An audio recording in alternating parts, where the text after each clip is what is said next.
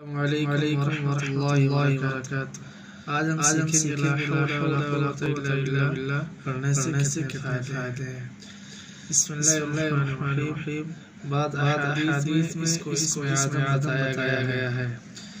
ایک حدیث میں ارشاد ہے کہ لا حول ولا قوت الا باللہ 99 مرضوں کی دوا ہے، جن میں سب سے کم مرتبہ رنج کا ہے، یعنی غم کا سب سے کم درجہ ہے، یعنی غم کے آگے کچھ ہے نہیں پڑھنے کے آگے، یعنی سب سے بڑا اللہ رب العزت اس کا غم کر دے گا۔ مطلب یہ ہے کہ کلمہ بڑے دکھ درد کے لیے نافع اور مفید ہے، اور رنج ہوگی تو اس کے سامنے کوئی حقیقت ہی نہیں۔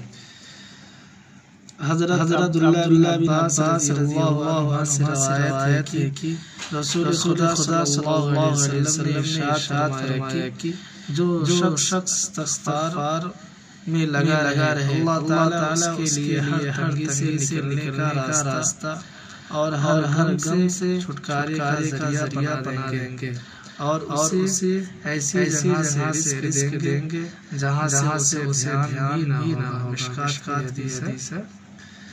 تو میرے بھائیو، لا حول ولا قوت الا باللہ کا بھی ورد کریں اور استغفار کا بھی کثرت سے ورد کریں۔ اللہ تعالیٰ ہم سب کو کہنے سے زیادہ توفیق عطا فرمائے۔ السلام علیکم ورحمۃ اللہ وبرکاتہ۔